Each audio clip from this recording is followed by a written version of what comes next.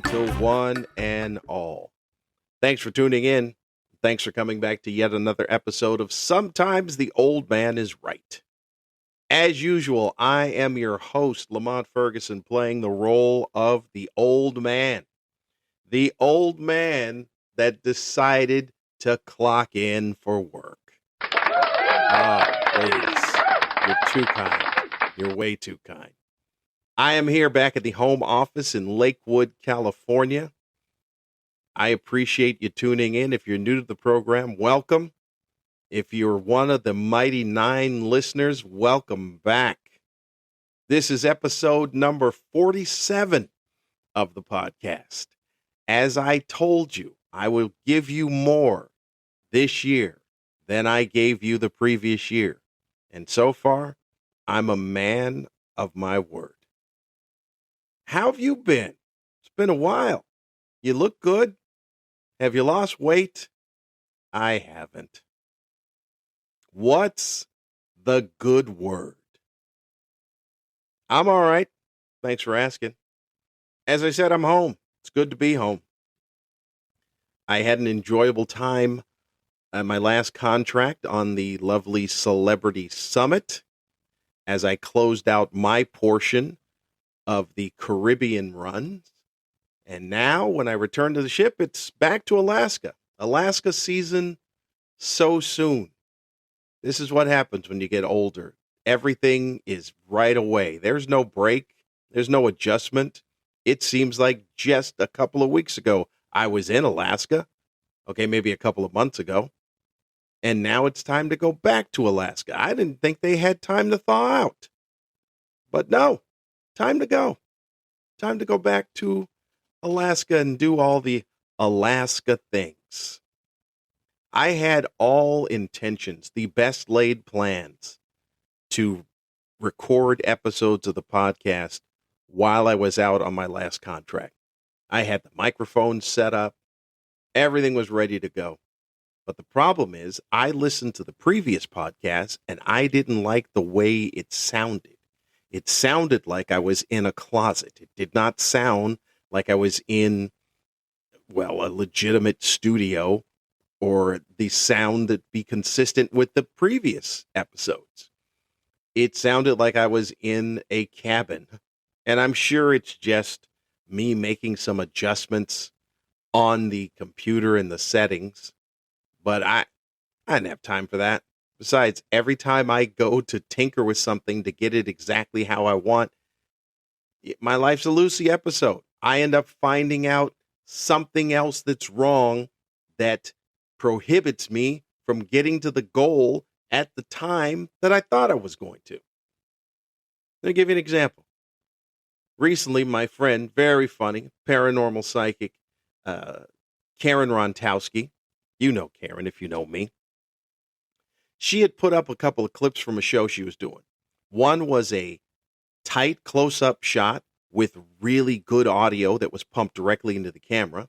And the other one was kind of a farther away shot that the audio was decent, but it was the room. It was the room ambience audio. So, it had that hollow, almost echoey room feel to it.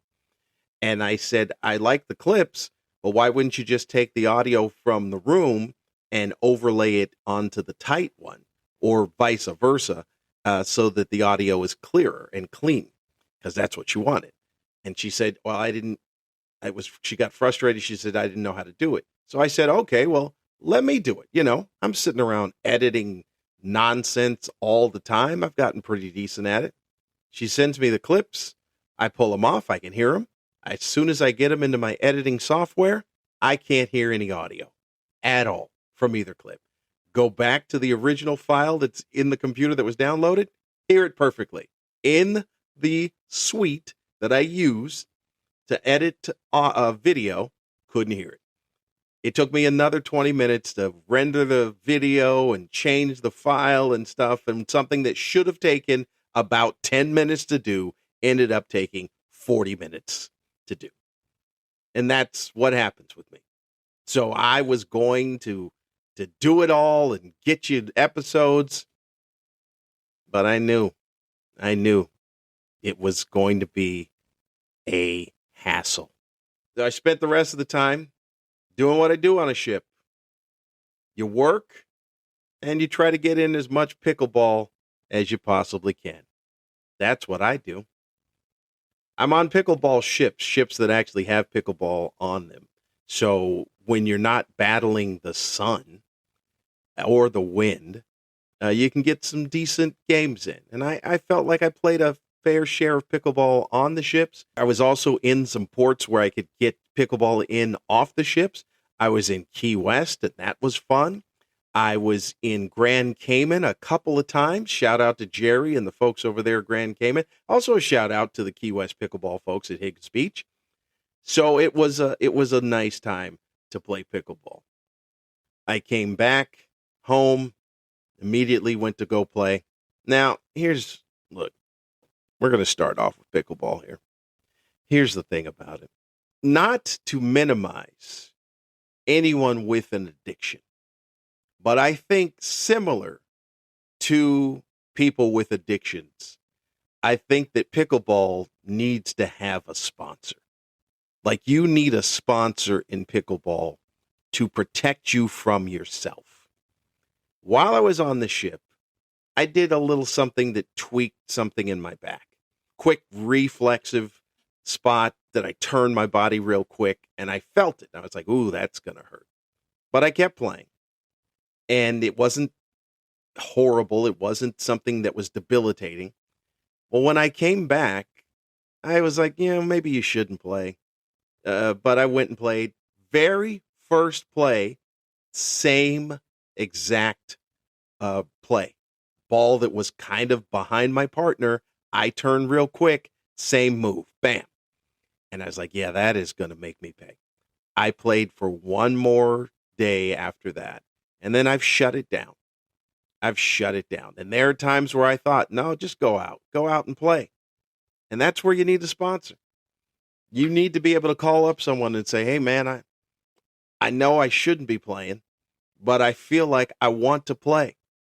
And your sponsor should be able to talk you down, because there are a lot of people out there playing pickleball that should be resting because they're injured. I'm going to try and take off and see what happens to this back until it gets better. And I was hoping for maybe 4 days off, but the way it feels now, it may be more. We'll see. Hopefully I can stay away. Last time I played, there was a gentleman out there. He said, yeah, I think I pulled something in my chest, so I'll just have to hit one-handed or backhands. Or he said, no, two-handed backhands. I'm like, or maybe you should just rest. But I was out there with a back that was killing me. So who am I to talk? That's what you need. You need a pickleball sponsor to say, hey, I'm here to talk you down. I'm here to tell you maybe you shouldn't be playing. 3 weeks on. The schedule is 3 weeks on, 2 or 3 weeks off, then 3 weeks back on. And there was a point in time where I was a little annoyed. I was like, who gave this schedule? Well, it was me. I'm the one that made that schedule.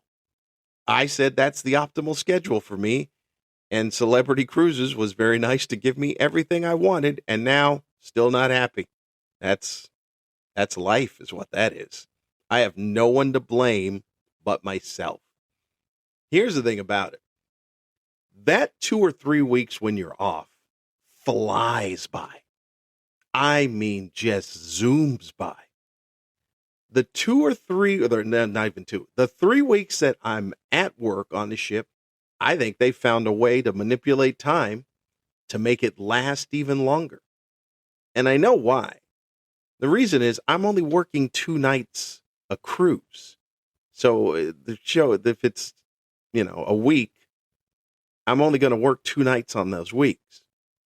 And recently, I was working the first night and the third night. So that's 4 more nights of not working. And that's when the time just drags on. So you got to figure out a way to manipulate this time. You got to figure out a way to occupy your time. And it's going to be more difficult if I can't play pickleball, but we are going to Alaska, and that weather at this time of year, rainy, like nobody's business. So I'm pretty sure there won't be any pickleball. Maybe if I'm in Ketchikan, I can go play indoors, but that's about it. So that's your pickleball update. I know people love the pickleball updates because you know how folks love the pickleball people. I find it interesting where I know I thought I was going to get out of it, but I'm not. I find it interesting where there were young people on the ship that were just kind of begrudgingly playing pickleball, and they were decent at pickleball. And a guy says, "Look, he goes, no offense, because I know you may be one of these people, but a young kid." He says, "I always find it funny when like these older people take pickleball so seriously, because it's not that serious and stuff." And I said, "Yeah, I get it." I said, "I take it seriously when I'm out there on the court, just for the sake that I like playing the game. But I have no aspirations that I'm going to be a pro, nor do I have aspirations at any point in time. Am I going to be the best player out there on the court? I just enjoy playing the game." But what young people don't understand, like this gentleman who was in his 20s, is the reason why older people take this so seriously, because it's the one thing that they found that they can still do. See, you take youth for granted, and you're like, man, I'm going to be able to do all of these things forever. No, you're not. You're not. I used to be able to do a lot of things that I thought I'd be able to do forever. One, run. Yeah. Oh, my goodness. I thought, oh, well, I'll always be able to run. No, you won't be. You won't be able to always run. 10 years ago, I could run. Today, no, not so much. So being out there on the pickleball court, it's the one thing you found, hey, I can still do this. So yeah, they do take it seriously, because it's the one thing at this stage in life that you can still do. Enjoy all of that youth that you think is going to last forever, because it won't. I tell young people all the time, you don't want any part of this. If you can find a way to remain in your 20s, maybe 30 max, physically, you do it. Whatever you got to do, you make a you make a bargain with a dude named Rumpelstiltskin. Whatever it is you need to do, because there is nothing for you on this side of the ledger at all. Every day there's pain. Every day you're negotiating. Okay, well, I guess I can't do this anymore, but I can do this. Every day it's a negotiation with your body that's breaking down. Every day. You don't want any of this. You bound out of bed in your 20s. You have to convince yourself to get up later on. So I don't want to hear about, oh, the people take it to, yeah, you know why? Because we can't do any of those things that you can do, because we've passed that point in time. Speaking of which, got a birthday coming up next week. 61. What the hell? How did that happen? I remember I used to say, at what point in time do things just start collapsing? Because I said, well, I'm in my 50s and I still feel pretty good. Well, it seems to be around the late 50s, 60s area where the body just says, yeah, that's everybody off the ride. Everybody off the ride. I got a back thing. Knees still aren't great. It's an absolute mess is what it is. Absolute mess. And as you get closer to the end of the ride, it is a sobering feeling, because it all becomes negotiation. It becomes a negotiation of how much time do you have left, and what can you do to make that be a good quality of the time you have left. It is also a weird thing where I've mentioned this before, where you don't take into consideration your age when you hear things about other people. Last week, I realized that Billy Crystal is 78 years old. I don't even think that's right. He's set, but it is. Billy Crystal's 78 years old.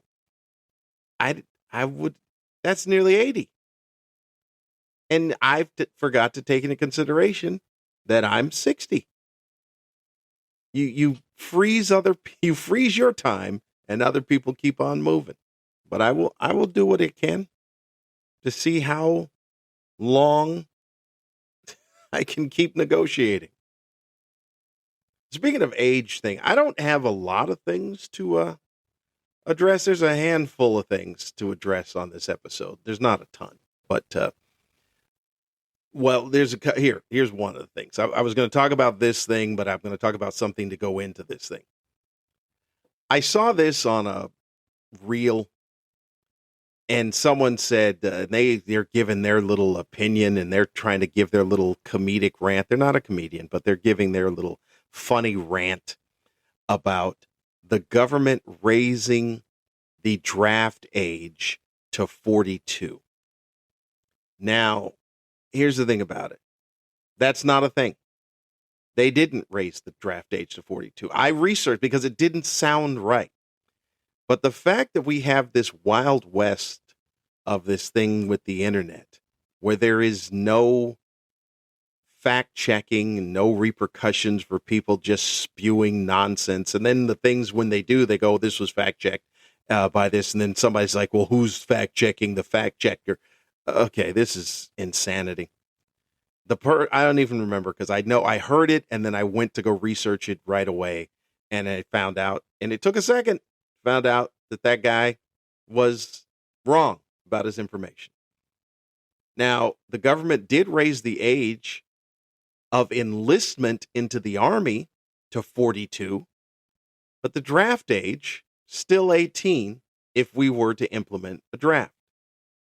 And I don't know why you couldn't just do your research before you started spewing your nonsense. But that is an odd thing, because that was this month that they raised the age limit to enlisting in the Army to 42 years old. That's a very specific and arbitrary number. I don't know where these 42-year-olds that have not, one, got some type of other focus in their lives by 42, and two, believe that they should be in the military at 42? Your job in the military is to defend the country. Defend. What are you doing at 42 that is going to make it that you can defend anything? Look, this whole thing where people talk about, like I told you about the age thing, people try to equate things. Because I always say that there's two groups. There's old people and there's young people. People wonder, well, which one is the better group? Well, it's very clear that the better group is young people. Better to be young than to be old, because that's the group that people try to semantically stay a part of. Like, oh, you're only as old as you feel. But old was still in there. Numbers are empirical. What are you doing? A 42-year-old versus I was going to say 18, but let's even bump it up. A 22-year-old. Those are two different species of people. Why would you raise that to 42 years old unless you know something that's on the horizon? Because that sounds like worst case scenario is what that sounds like. If you got a 42-year-old having to be your last line of defense. Look, not everybody is LeBron James. And LeBron's 41. So not everybody can be LeBron James. LeBron James can't defend. That's the one thing LeBron James He can defend in spurts at 41.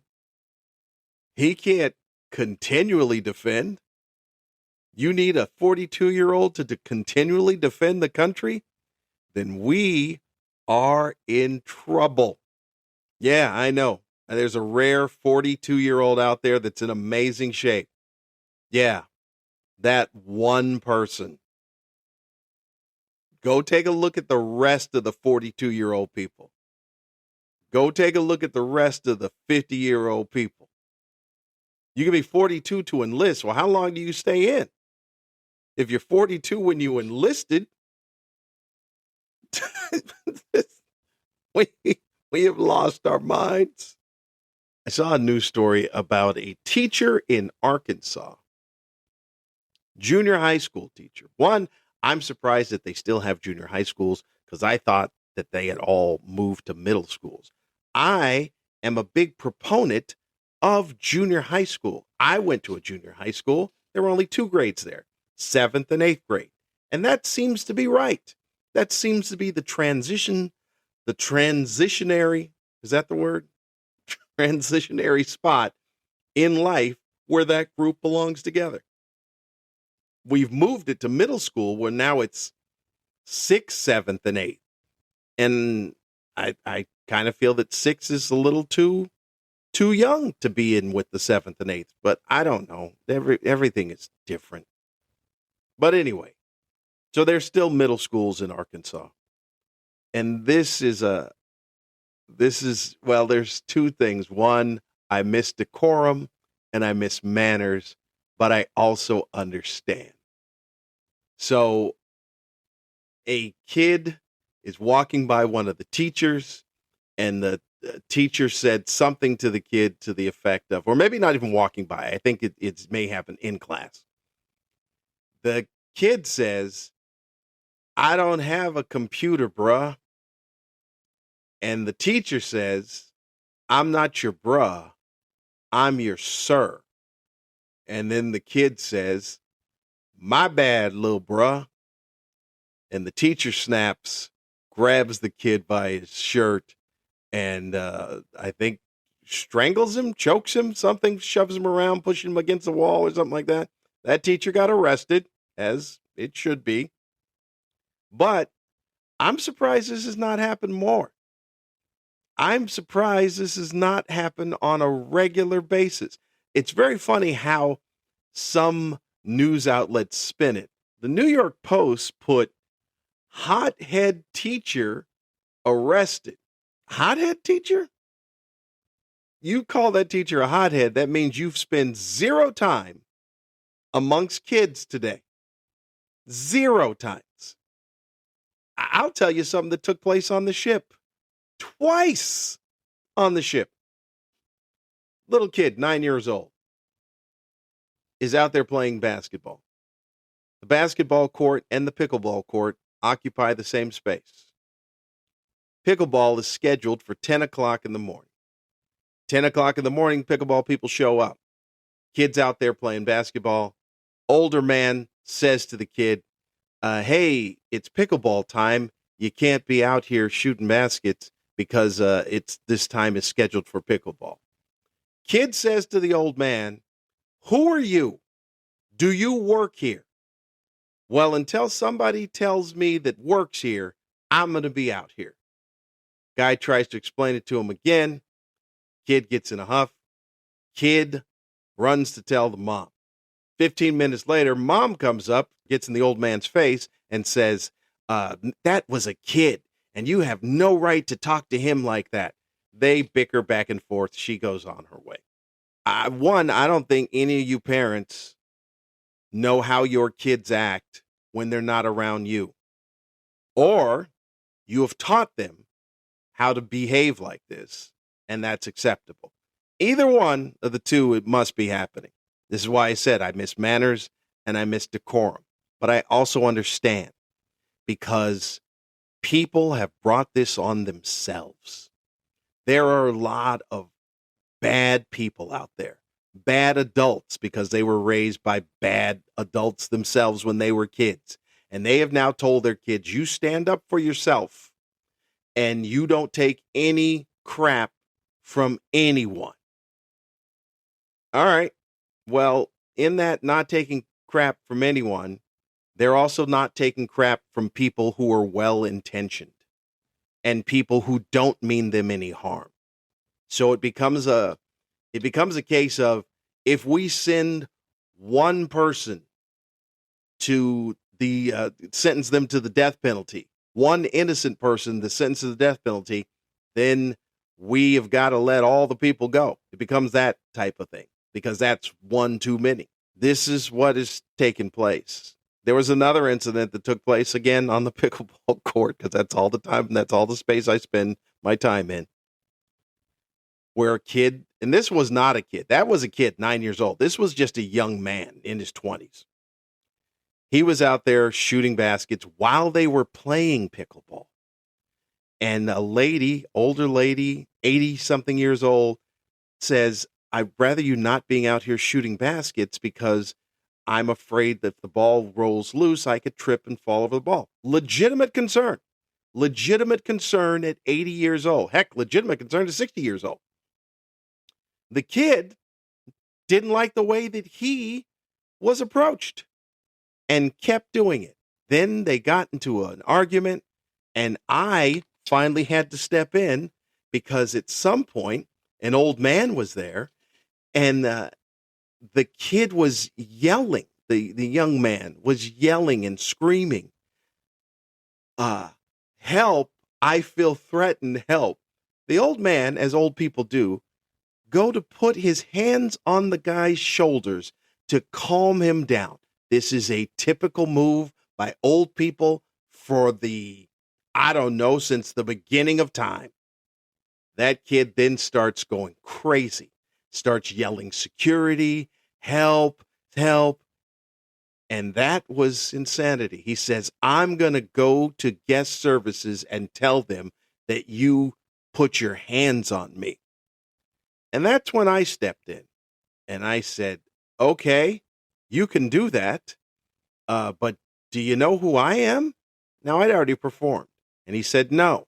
I'm like, okay, well, if you don't know who I am, then you don't understand this point. Not that I am someone, but I said, you can go down to guest services and complain, but I'll be right behind you and I'll tell them exactly what took place with context. And then you'll find out who they believe, you, random passenger, I didn't say that, or me, someone who in essence works for the ship. And then everything started to calm down. And I listened to him and I got it. I understood it. He said, I didn't like how they talked to me. I didn't like how they approached me. I don't back down. I just don't. And I was like, okay, I get it. Your parents told you not to back down to anybody, but that man was not going to cause you any harm. He said, well, he put his hands on me. I don't know what he could have done at that point in time. I said, really? At any point in time, did you feel threatened? He said, well, no, but he could have done. He could have, but he didn't. I'll tell you what he was trying to do. He was trying to calm you down. He said, the only people that felt threatened at that moment were all of us by you screaming and yelling out on a ship. That we felt threatened. We felt in danger because we didn't know what was going on with this. He finally calmed down. I said, look, I'll go down with you and I'll explain what happened and you can tell how you felt threatened or you felt in danger or whatever it is, but I'll tell the context of the story. But I do understand how you felt. I'm not dismissing how you felt. I'm just telling you, I understand it, but this is what was actually going on. The old man did come over and apologize. I told the young man, I said, look at him. I go, that's an 80-year-old man. You really felt threatened? Because even if he got a lucky shot in, that shot would have to be so lucky that he actually knocked you unconscious. I said, do you think he would have caused you any harm if he just tried to hit you? Not that he was, but if he did. Because you would have rebounded back from that hit and wiped the floor with this old man. And he knows that. So that's why he wasn't trying to assault you. This idea that we've got with young people, where everybody is the enemy. And I get it. People have created this. We've done this as a society to ourselves. So when we complain about young people don't talk to anybody, you'll see people just on their phones. Maybe it's better off because we definitely don't know how to speak to people. We definitely don't know how to speak to anyone that has a difference of opinion. We don't know how to resolve conflict. You look at this political situation with the Trump people and the other people, there is no middle ground. I'm not sure if there's all there is winning. That's all there is. I win, you lost, ha ha. Now, this thing with this teacher, part of it is kind of funny because, Olivia's 12 and Olivia watches a lot of YouTube videos and she doesn't do it as much now. But when she first started watching those, everyone in this house was bruh, bruh, bruh. But we're busy trying to, my wife and I are busy trying to say, hey, we're not bruh, man. We don't say man because that would even be worse. But we're not bruh. I'm your dad, it's your mom. We're not bruh. But it's a trend. It's a thing the kids do. I don't know if when he said, although he did say lil bruh, and he didn't say little bruh beforehand. And that does seem like that's a little dismissive. Like, my bad, lil bruh. Like, wait a minute. You were just calling me bruh. I told you to call me sir. And then you hit me with lil bruh. And yeah, that may make you snap. It may. But like I said, I'm surprised it's not happened more often. Because at some point in time, look, people, you and your kids, how about keeping your kids away from other people? Because you've not trained them to be around people. So keep them in your house. You know why you won't? Because you got badass kids. That's why. So you release them out into the general public amongst us and then go, oh my goodness, my precious baby. Your precious baby is an instigator that was coddled by you. And I get it. They had to be coddled by you because this society is trash. And as I said, I'm surprised this has not happened more often. Bruh. Bruh's a trigger. Bruh will trigger older people.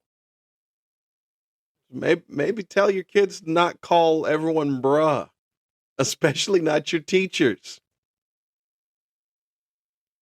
I don't know how we get back. I don't think we ever get back. I think we got to ride this out until the end of civilization, and then we start all over again. There's got to be somewhere in the middle ground, where it is not the generation of how we were raised, where it's children are to be seen and not heard. You can hear them a little bit, but you can't be over here on this generation where it's no kids have the run of the land. Yeah, we were intimidated because we were hit. We were beaten with a belt or whatever it is that you were hit with. And I don't, it's a little barbaric. I get it. A lot of it has to do with people not being equipped to be a parent. Just say, these kids are here and this is what I told you to do this. And this is what I was taught, is that you just hit them and that'll make the noise stop.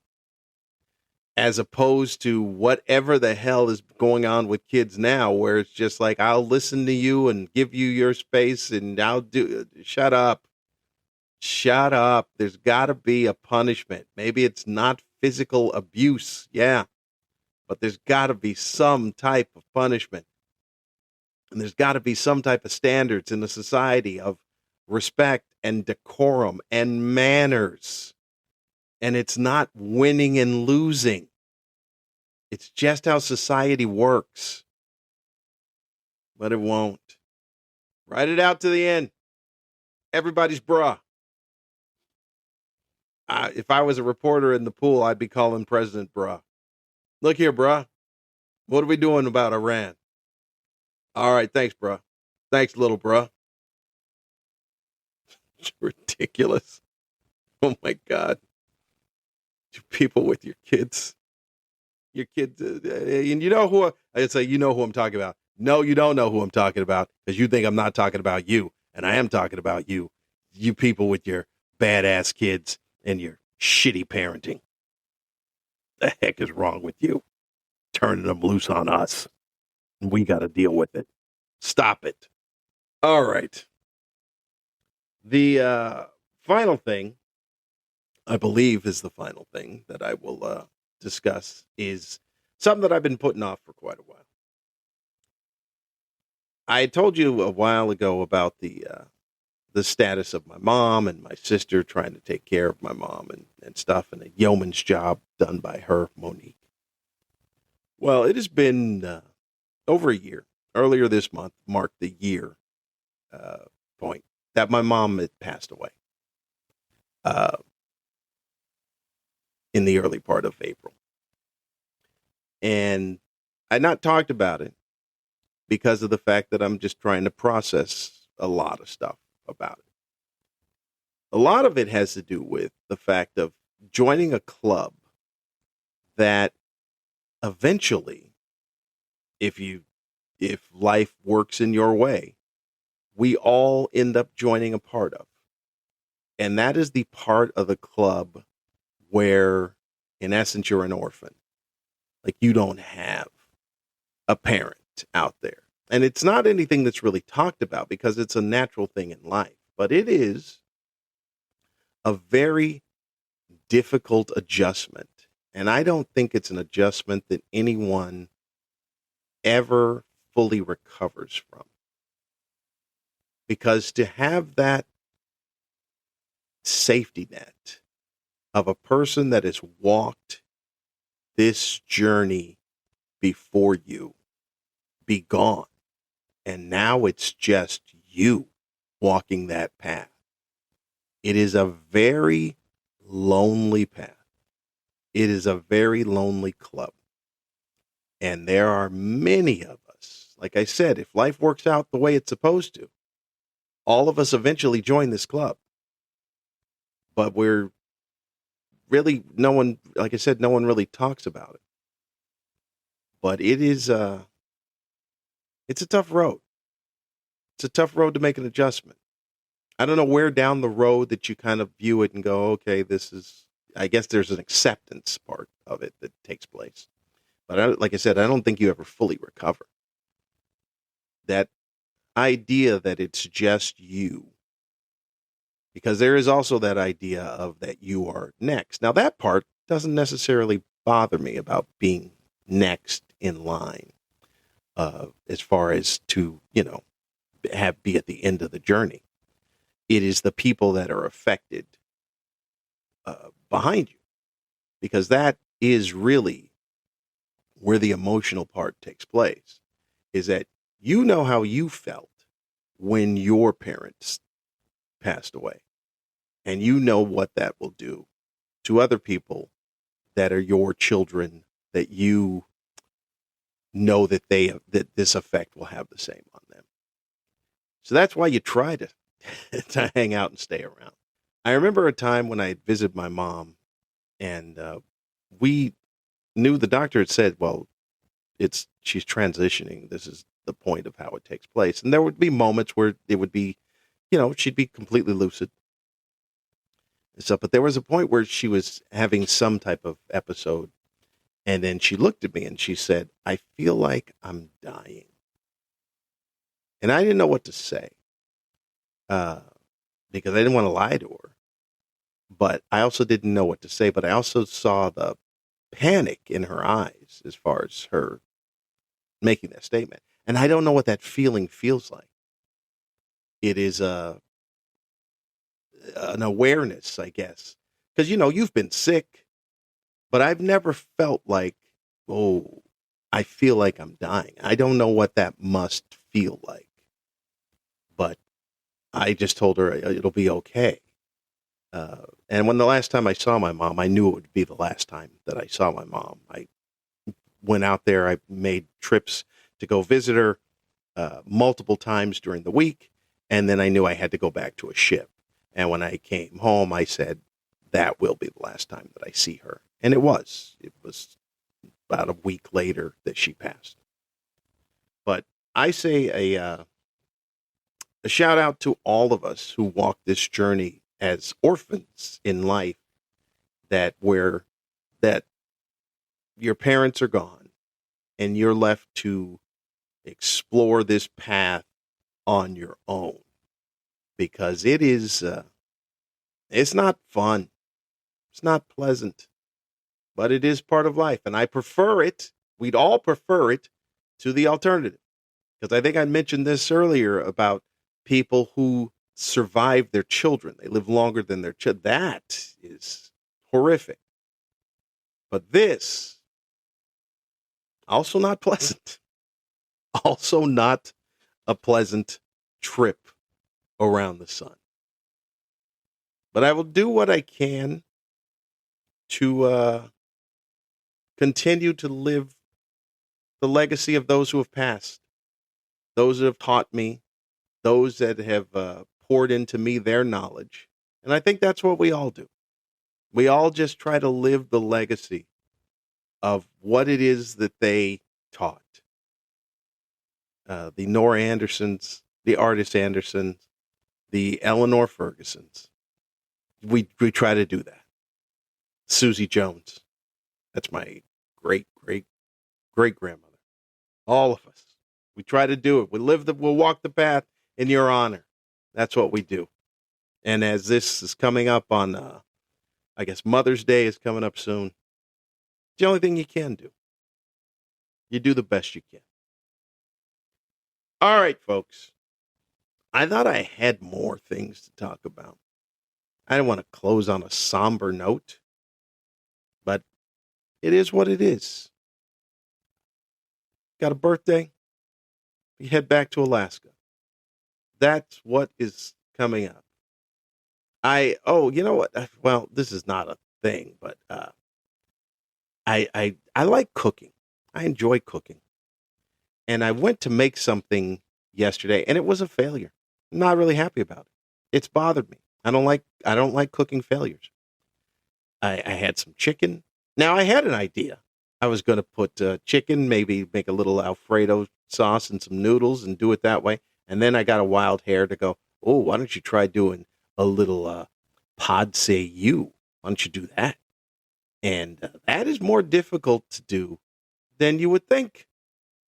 So I say kudos to the folks at Thai restaurants, because that is it doesn't seem like it'd be that complicated. It's the noodles. Noodles are tricky, very tricky. My dish ended up being a pod say ew. Yeah, I said all that so I could do that dumb pun. But yeah, I should have stuck with my regular idea of the fettuccine noodles and the Alfredo.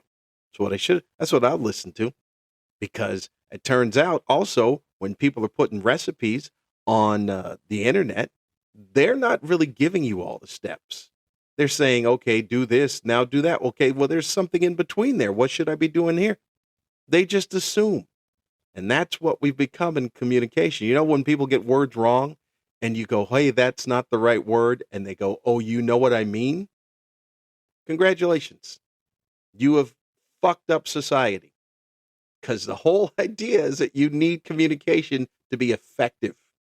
So when you're putting down a recipe, all the steps, I need all the steps by steps. Yeah, I said plurals. Do that, because that will help. Crying out loud. What the heck are you doing? All right. That is it now. That will be the end of that. Let's do the plug, shall we? This Sunday on April 26th, I will be at the Comedy and Magic Club. They're putting the band back together. I'll be with my friend, Mr. Jay Leno. I don't know if there's tickets still available, but I'm letting you know now. That's where I will be this Sunday. I may be popping into a open mic or so in the following week here in Long Beach, or I'm in Lakewood, but Long Beach area. Also, I head back on the 7th, back to the Celebrity Summit. And in the meantime, hopefully with this back getting better, fingers crossed, I will be stopping into another pickleball place. I'm looking at Irvine. That's a nice little pickleball community I hear good things about. I may pop in there. You can find all things Lamont Ferguson at a couple of places. Pickleballcomedian.com, LamontFerguson.com. You can do that. You'll see what's doing there. You can email the show at oldmanisright60@gmail.com. I'm not changing it to 61. I'm just going to stay at 60. oldmanisright60@gmail.com. I will be trying to put together some pickleball comedian touring things, not, it's a combination of things. It's me going to communities and playing pickleball, maybe doing some interviews, and also to put on a little show in a little soft seat theater. We'll see. Check the websites when those dates come up. I talked about a bit here today. There's a lot of pickleball. I was sorry about that. But I did talk about people and their kids and how society needs to ride this out until it ends. Talk about bras. Everyone's a bra. You got to watch out because the kids are coming. The kids refer to everybody as bra. I talked about 42 being enlisted. Now, that can't be good. Enlisting at the Army at 42. I talked about a lot of things here. Some of the things I could have been wrong about. I could have been wrong about kids and having no respect. I just don't. Look, okay, I could have been wrong. I'm just going to say I could have been wrong. Even though I don't think I was wrong. Could have been wrong about a lot of things. But you know the deal. Sometimes the old man is right. I'll see you next time.